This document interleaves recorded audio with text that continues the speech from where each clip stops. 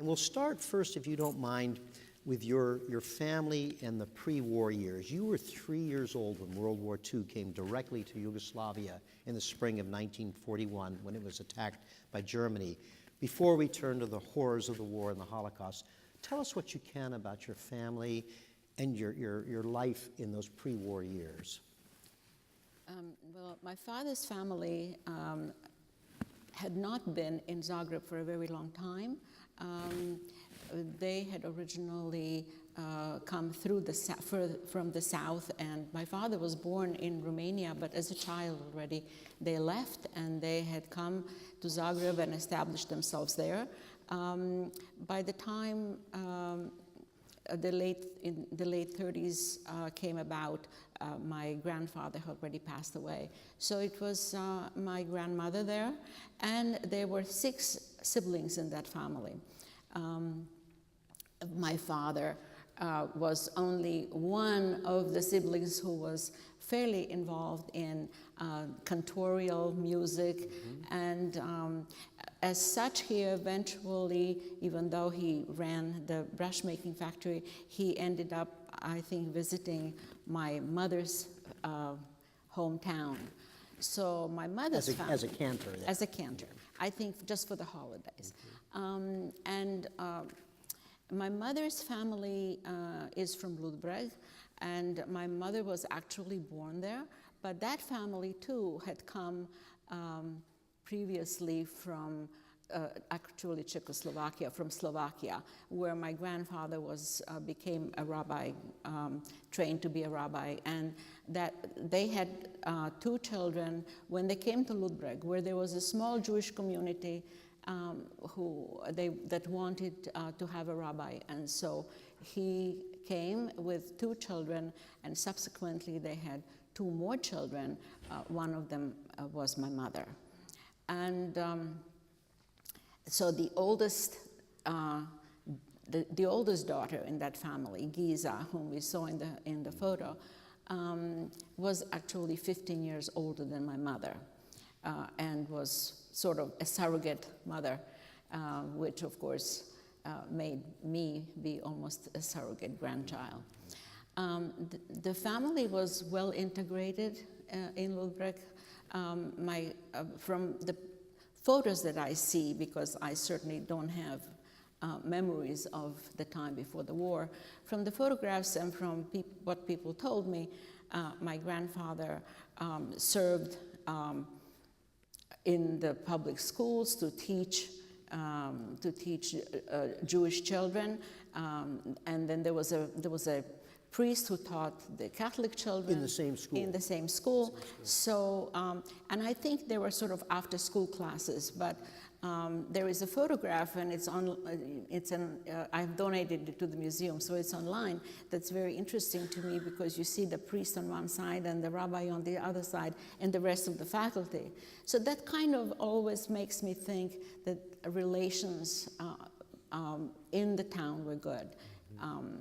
It's a practically totally Catholic part of the world.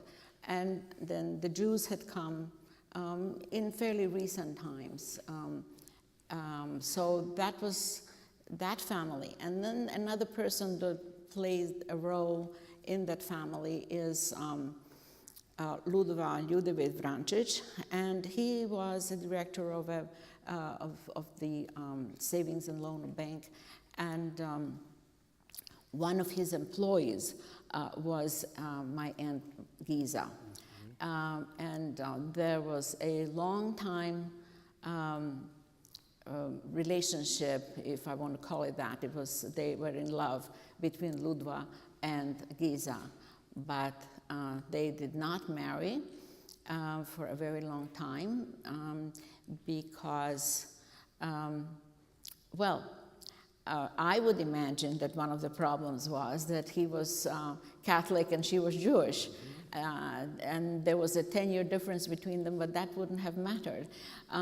But pretty common in Europe to have a 10-year difference. But when I questioned him about that 10 years, many years afterwards, he said, well, there was no need to get married. She was quite happy living with her parents, and I was quite happy living with my mother, so it's okay. I have a feeling there were other things in play. And of course, there actually was no civil ceremony, a civil marriage. So there's only there was no religious civil. So at one point, when the war was getting very close, and it was 39, I think, and they already knew what was happening, and they knew that Christian Jewish families could sometimes survive, the Christian mate could shelter the Jewish one. They went to Hungary and they got married. And that's because Hungary recognizes civil yes, ceremony? recognized civil ceremony, right. So that's pretty much how things stood. And of course, all of that changed so dramatically when Germany attacked Yugoslavia on April 6, 1941, 76 years ago tomorrow. When they attacked, you were away in Zagreb on a visit with relatives in Ludbreg. You were away from Zagreb yes. on a visit with family in Ludbreg. Tell us what you can about the circumstances that caused you to be away at that time from your family, as best you know, and then what happened once the Germans occupied Yugoslavia. Well, I don't know exactly why I was in Ludbreg at the time, staying with my grandparents, but I have a very vivid memory of being on that train with my grandparents' neighbors. And I have the feeling that the reason was, I've often been asked whether the reason was that my parents were trying to shelter me, but I have a feeling that it was just before the war that I left and before the attack, and that my parents just had the opportunity to send me to my grandparents with the neighbors who happened to be in Zagreb. I don't know that for a fact, but I sort of also have a memory of when I think my parents were taken away, because I remember sort of people shushing and talking and keeping things away, keeping things from me. But I have a feeling that that's the reason why they sent me. Also, my brother had already been born at that point. My brother was born in at the end of January 1941. So just before So the just before the war. So my mother had a baby, and it's possible that they just sent me to my grandparents so she could have a bit of respite from me.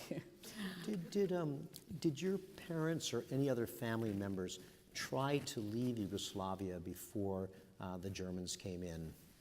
Yes, actually, one of my mother's sisters, not Giza, but Blanca, and her husband and two of my cousins also lived in Ludbreg. And that uncle of mine ran a store, and they had two lovely children, and they apparently tried to leave and go to the south, to Dalmatia, which was under Italian rule. And it was a fairly safe place to be. The Italians ran a sort of a camp, but was not a concentration camp. It wasn't a killing camp. And so it was a safe place to go. And fairly recently, and I have not yet given it to the museum, but I will, I found in a box that was in my house passes for all four of them to go to Dalmatia. Now, I have been told that they actually went at one point. I think they didn't go all the way, because that's why the passes seem brand new. I mean, unused, sort of. But I think they went. They must have gone as far as Zagreb, because you can't go to Dalmatia without going to Zagreb first. And they returned. Why did they return? Because Ante Pavelić, who was at the head of the Ustaša regime, issued a proclamation that any Jews that had left and would return will not be arrested. And they, home and store, Family, they returned. They did not last very long. So it was all lies. It was all lies, big lie, yes. You mentioned the Ustasha. When the Germans came in, it was the Ustasha that actually ran Yugoslavia at that time, not the Nazis. Yes, but Tell us about the Ustasha. not Yugoslavia though. They ran Croatia. They ran Croatia. They were a nationalist, super nationalist group who had tried for some time to get political power. Some of them had been in Italy for a while and just waiting for the opportunity. And they made an arrangement with the Germans that would allow them to run Croatia in exchange for there being basically a puppet government. They didn't say so, but they established that they would run the government according to German wishes in terms of persecuting Jews, Roma, whoever else the Germans wanted persecuting. But in addition, and this was really their main thrust, they wanted to create what we these days called ethnic cleansing. They wanted to get rid of the Serb population within Croatia. And so they actually seized the reins of the government, and they ran the government as what they called an independent state of Croatia, NDH, and they immediately started doing started running all the laws according to German wishes. So persecuting Jews, which is what concerns my family, that meant losing jobs, not being able to go to school, not being able to have a business, and confiscations. And I have in the museum there are records of my families where they had to declare absolutely everything they owned, and that comes down to even to the ridiculous. Like my young cousins who were early teens had to declare things like a dress, a necklace, one winter coat. Really, literally Absolutely everything they owned. Everything they owned, right. Your Aunt Giza and Uncle Ludovic and other family members in Ludwig learned that your parents had been sent to a concentration camp, but that your brother had been saved from deportation. Tell us what happened to your parents and what happened with your brother, how he was able to not be deported.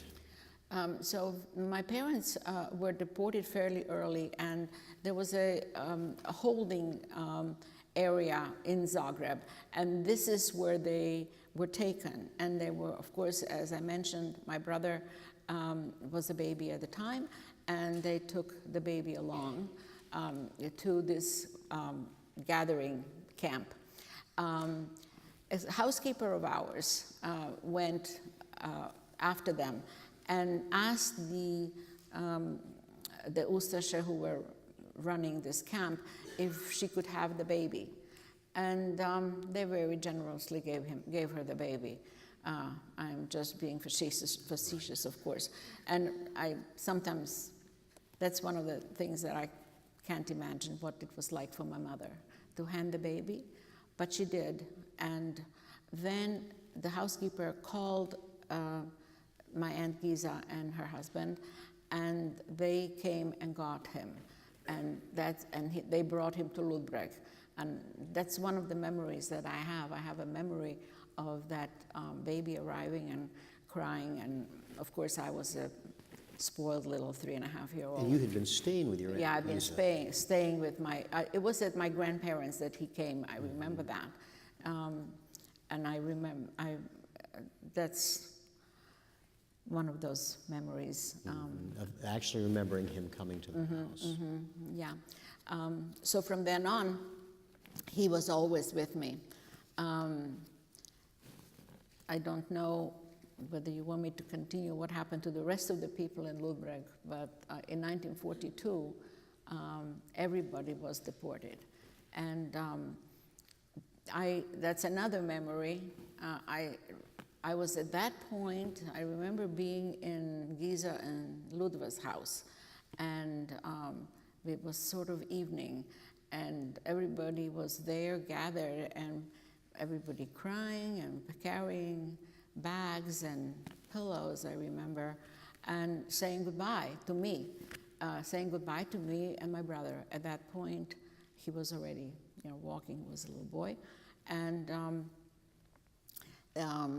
they were all, everybody, in 1942, everybody was deported, except for my uncle Ludva, who was Catholic, my aunt Giza, and my brother and me. We were left behind. But the rest of the Jewish population, Ludbreg was gone by that point? Yes. And then, of course, in that same year, I believe, in 1942, then your uncle Ludovic was arrested and sent to the Jasenovats concentration camp. Yeah. And that meant you and your brother were still at home with your Aunt Giza. Yes, I was, and it was later. And the reason for that is, I think I need to mention why he was deported, is that almost as soon as the Ustasher took over, there was a slow but consistent uprising in the population. And the population was,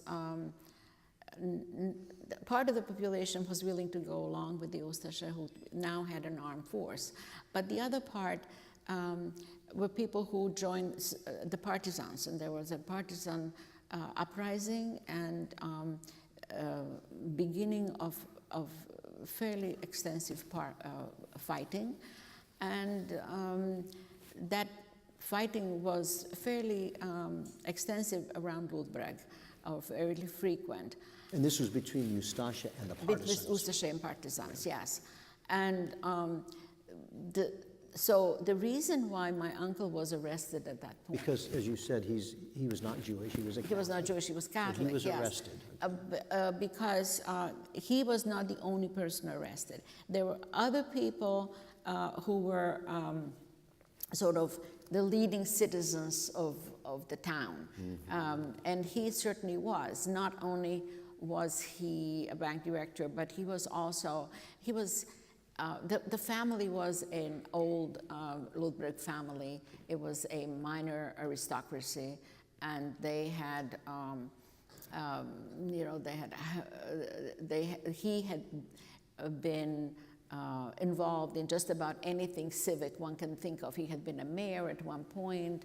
Mm-hmm. He was instrumental in putting together an orchestra, and so truly a leading figure. Just a leading figure. Mm-hmm. So, and then other people. He was particularly involved with music, and that was helpful later on. But the other leading figures, people that somebody that owned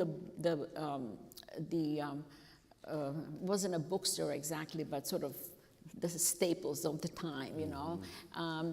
A number of people who were leading figures in that town were arrested. And the reason was that they were accused of helping partisans, which of course they were doing, but the Ustasher then used them as an example, arrested these people, and sent them to what was the most notorious of camps, and this was the Camp Jasenovats. Until I met you, I had never heard of Jasenovats, and possibly that's true of most people in our audience. You said that it was an especially horrific, brutal camp. It was. It was a very brutal camp that was different from something like Auschwitz that was ran in some sort of a very organized manner. But it was equally brutal. It was run by people who just had absolutely no respect for humankind, and they were using often primitive implements to just kill people. Not to speak of the fact that they people were starving, exposed to the elements, and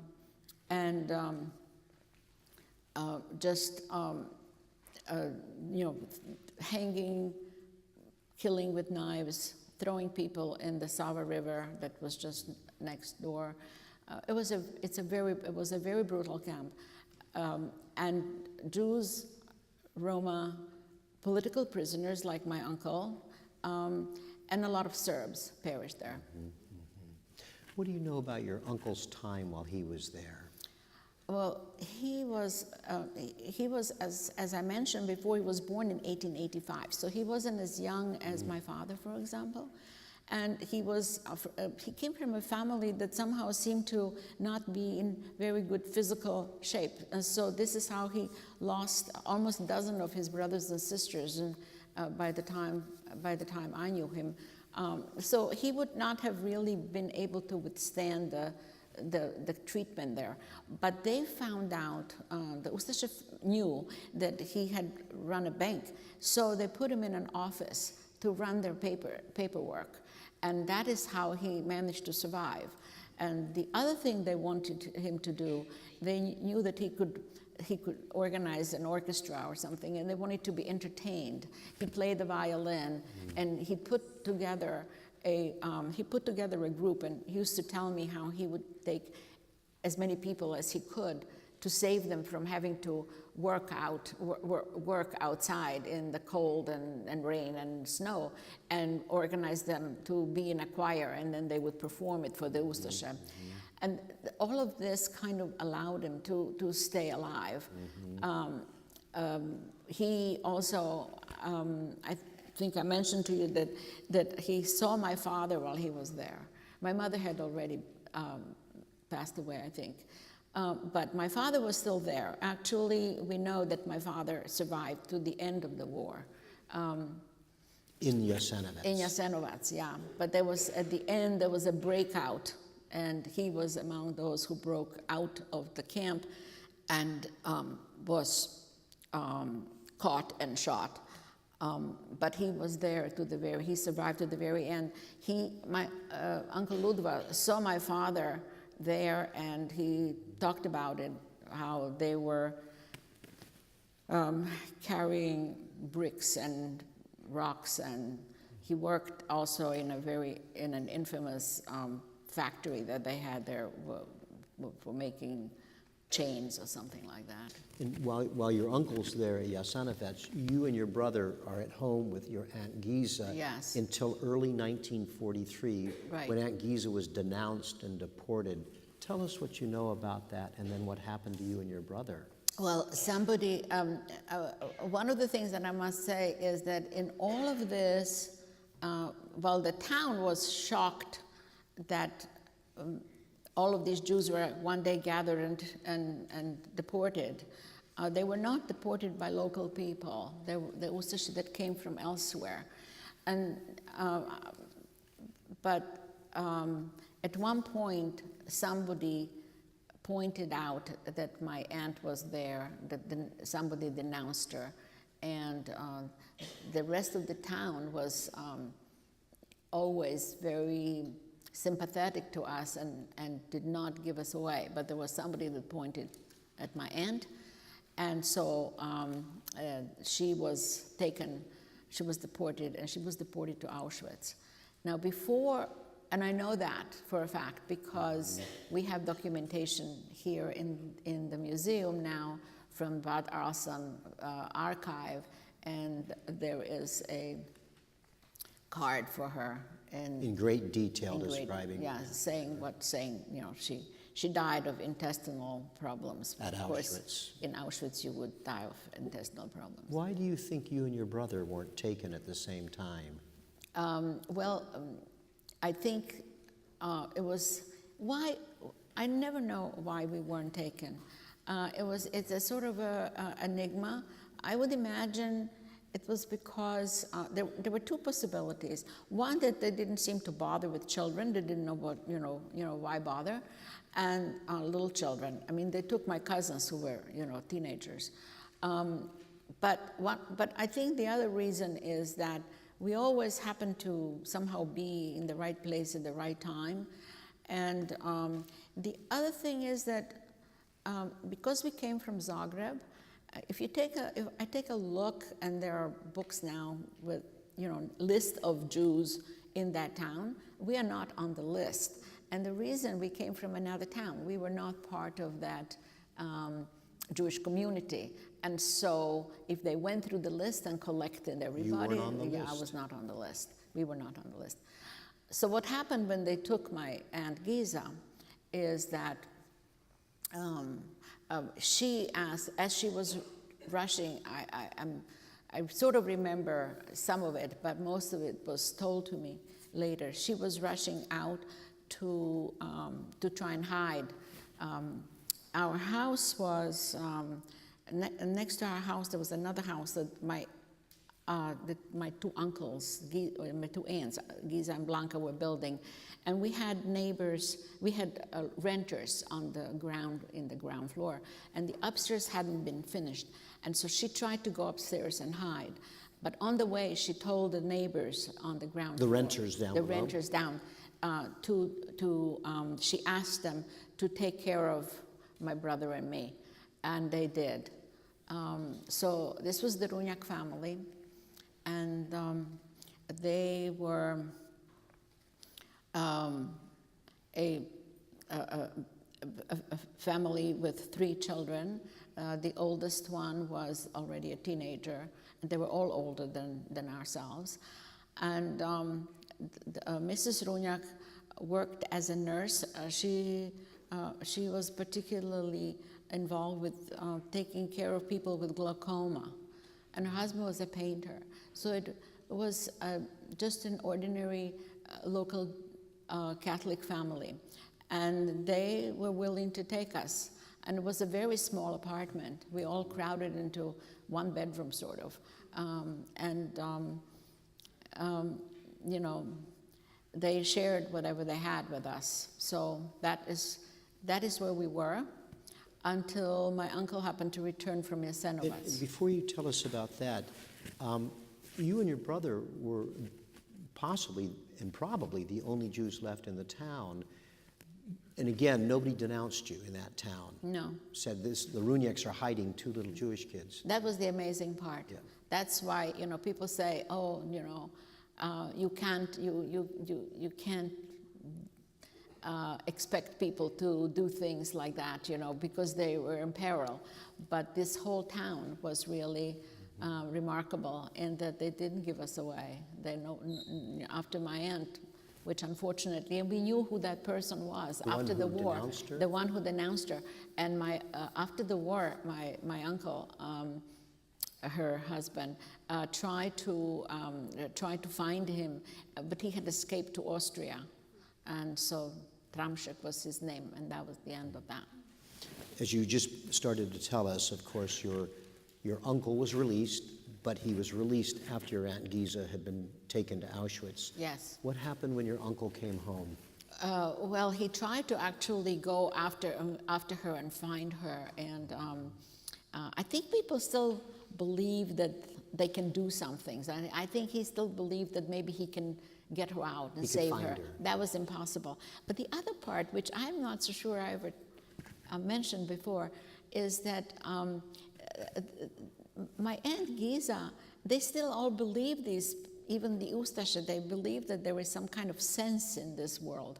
And she actually wrote a letter while my uncle was in Jasenovac. She actually wrote a letter to the government asking that her husband, who was such a good citizen, be released.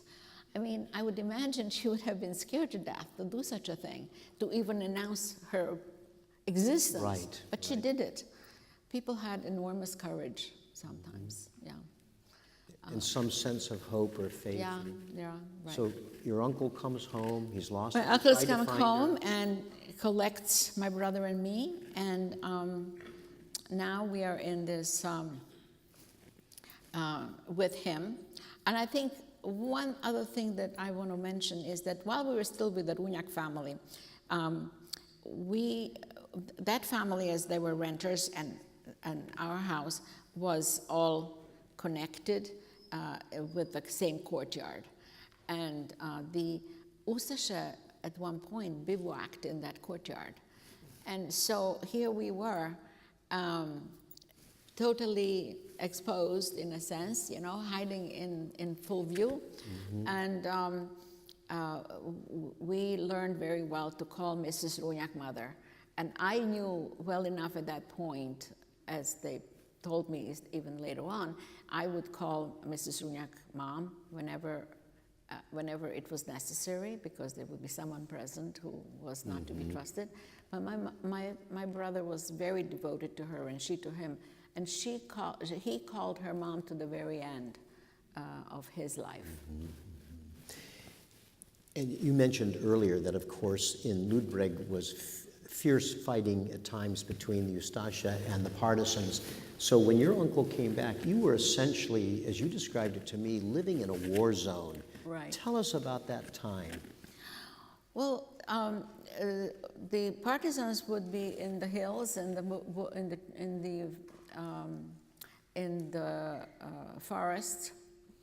They were not very dense forests. They're just woods, and but they would come down and attack the Ustashi, who would be ensconced in the town, and then there would be a battle. And what happened during these battles, sometimes we would know ahead of time that something would be happening. So we would get out of the house and go and spend time in the cellar. And we had under the house that we were living in, which was an old house with heavy walls, but underground there was a cellar where we kept caskets of wine. The Vrancic family had a vineyard, and there was wine down there,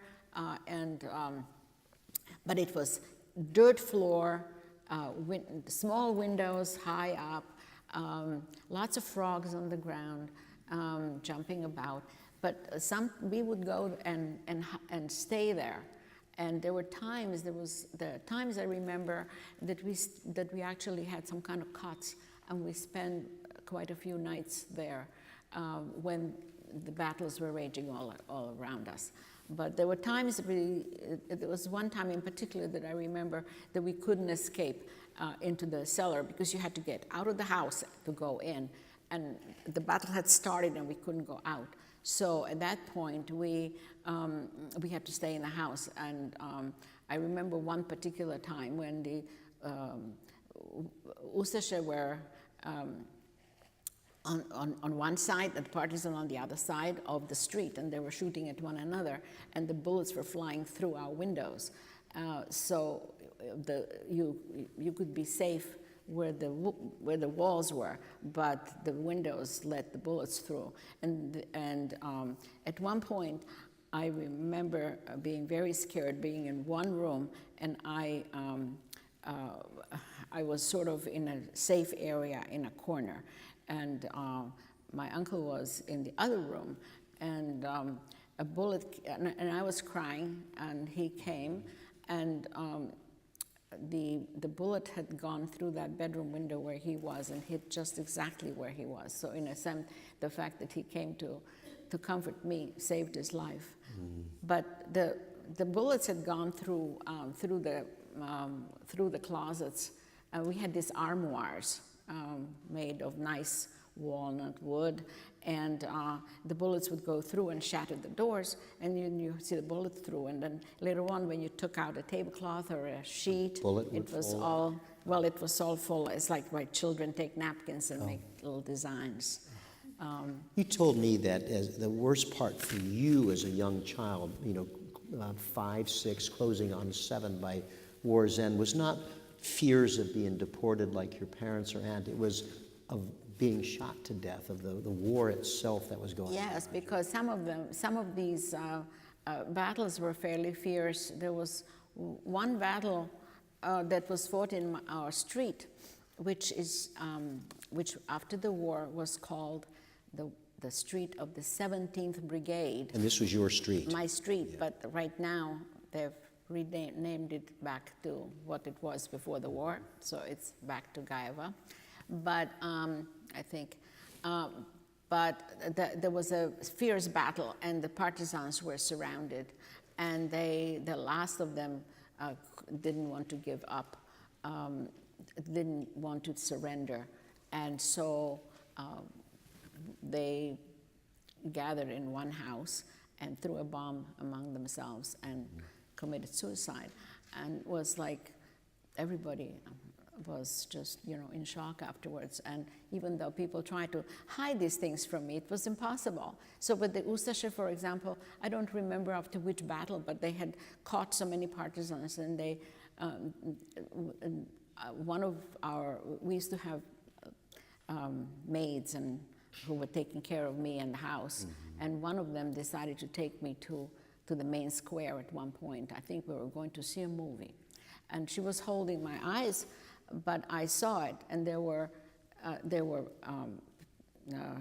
bodies hanging from every tree in the square. So that's something you remember, that that's image. yeah. Dora, this would, of course, all continue until the wars end in 1945, in May of 45.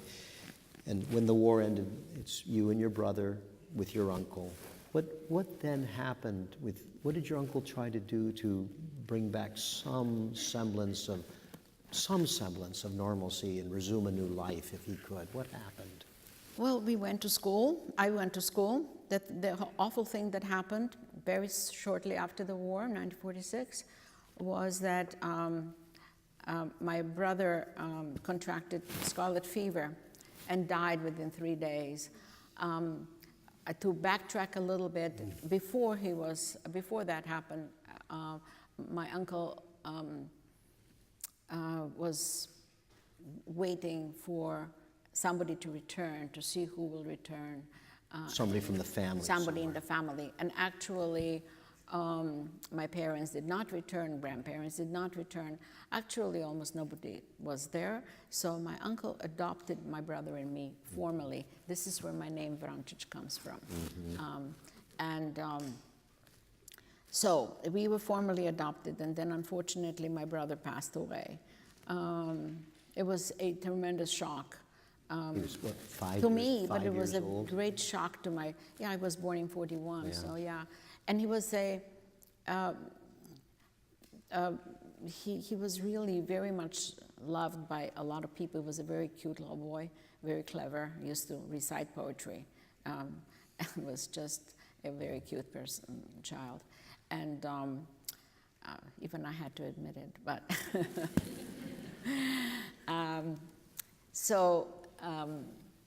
it was a great shock to my uncle, who would just, because at that point everybody in his family had died, and so he only had us, and we only had him. And some of my family did return. Who returned? One of my father's brothers returned, and one of my mother's brothers returned. They returned because they had not been in concentration camps. They were both in the army, and they were both taken prisoner of war by the Germans when the Germans attacked. And so they spent the war in prisoner of war camps. So they returned, and their families did not. So my mother's brother remarried and married another survivor, a widow with 2 children.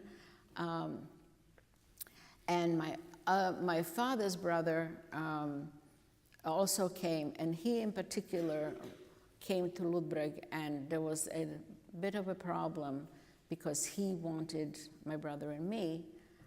Actually, my brother may have been gone by then.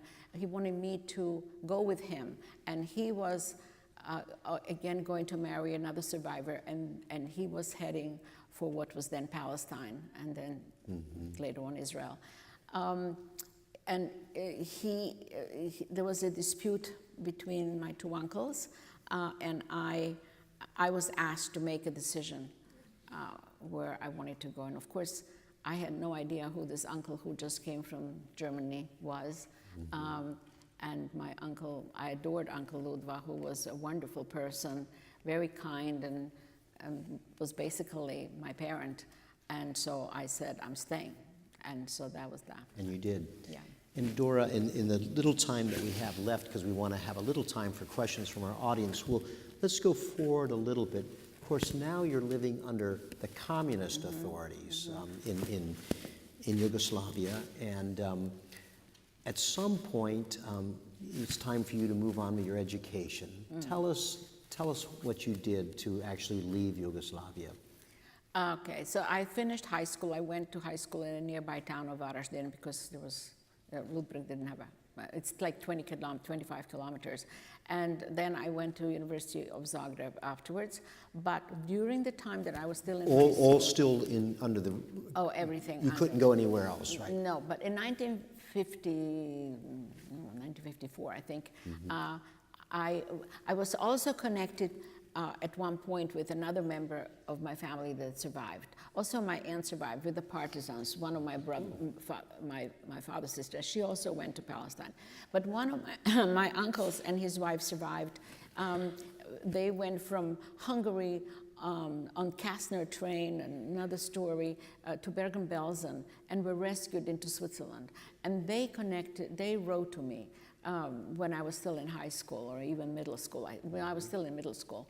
And they asked me to come to visit. And so at one point, when I was in the middle of high school, I actually went to Switzerland, which was quite a deal because in the communist countries, you didn't just go to Switzerland. So I was allowed to go because I was regarded as what they called a victim of fascism. And, So that was a special designation, a victim of yes. fascism. So I got a passport, and the Swiss allowed me to come.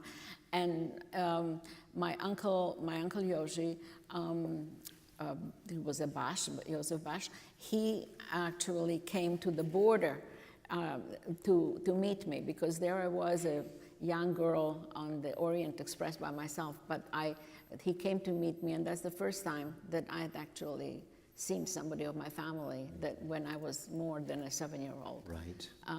And so I found myself for the first time in an Orthodox Jewish family.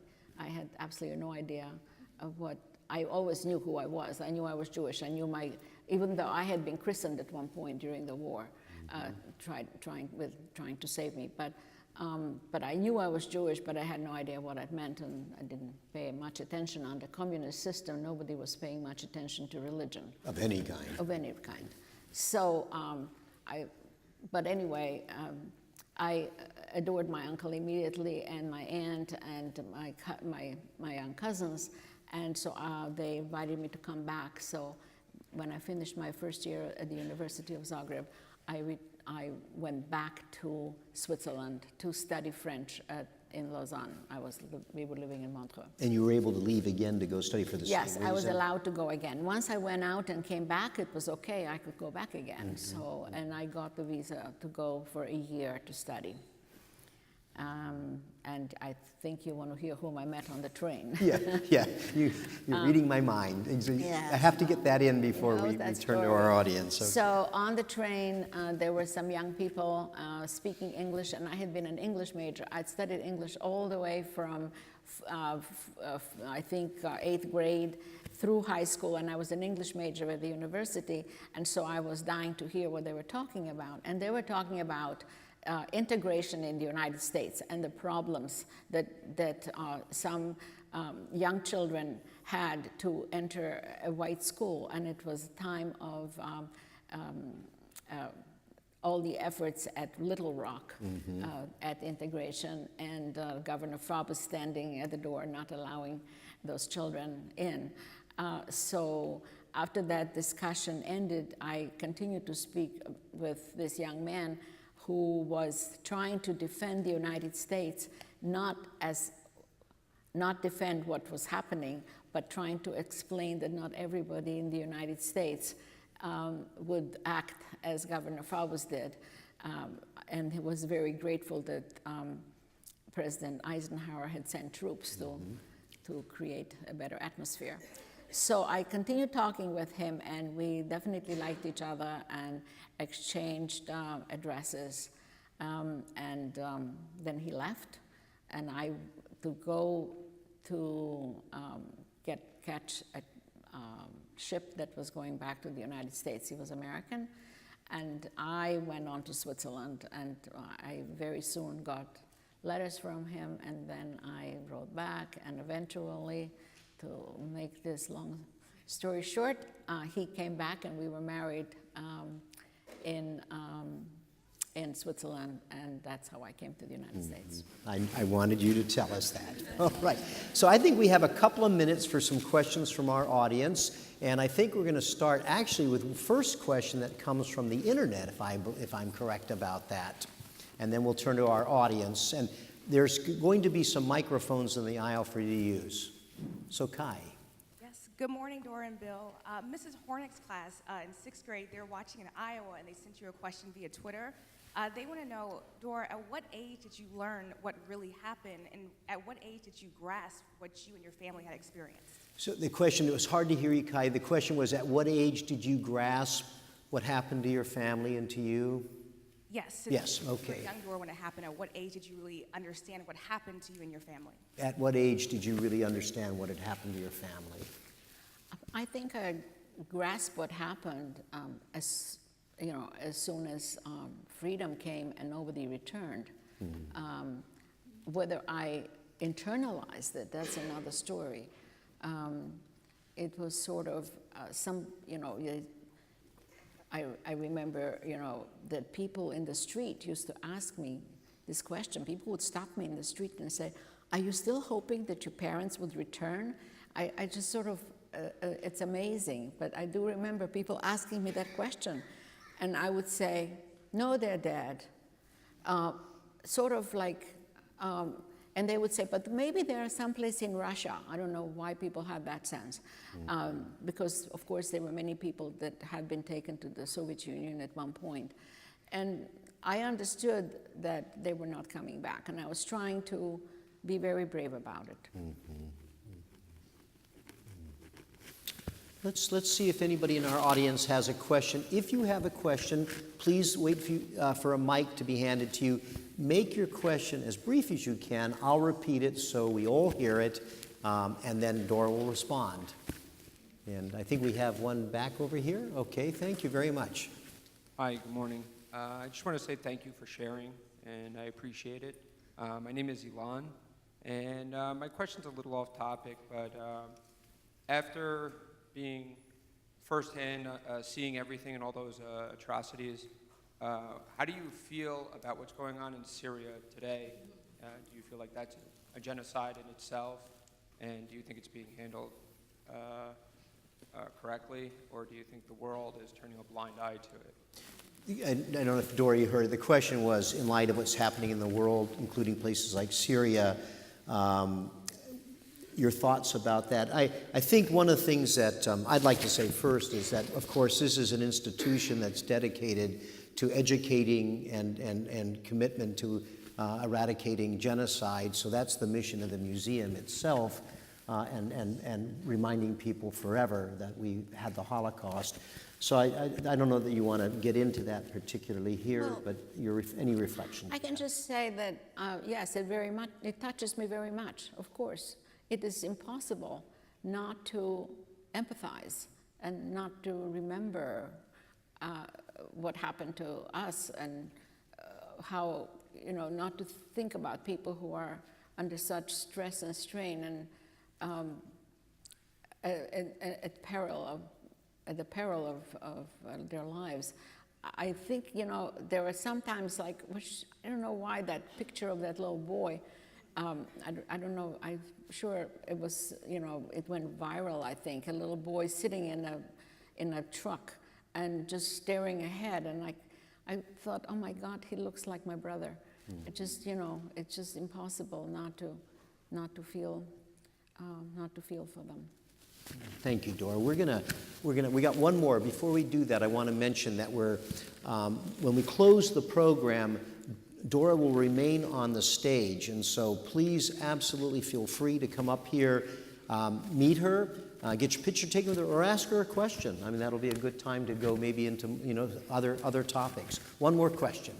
Thank you very much for telling your story. I don't know if I'll pronounce this correctly. Do you know at all what happened to the Croatian Ustage Party after peace, after the Russians came in? The question is, and thank you for asking that because I wanted to, what happened to the Ustasha after the war? There were trials.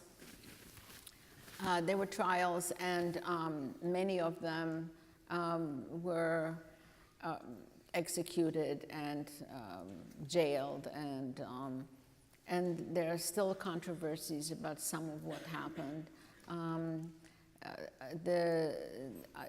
To what extent, you know, there were reprisals. To what extent there were reprisals that were not exactly done in a totally judicial manner. But I remember there being trials, and I remember reading about what happened. And of course, some of the Ustasha tried to escape, and there is a still disputed time about area about what happened in Bleiburg, where apparently partisans killed some of the escaping Ustasha, and it hasn't been exactly decided whether that was done in a correct manner or not, so I'd rather not comment too much about that. Thank you, Dora, and I want to thank all of you for being here. Remind you that we'll have a first-person program each Wednesday and Thursday through the middle of August.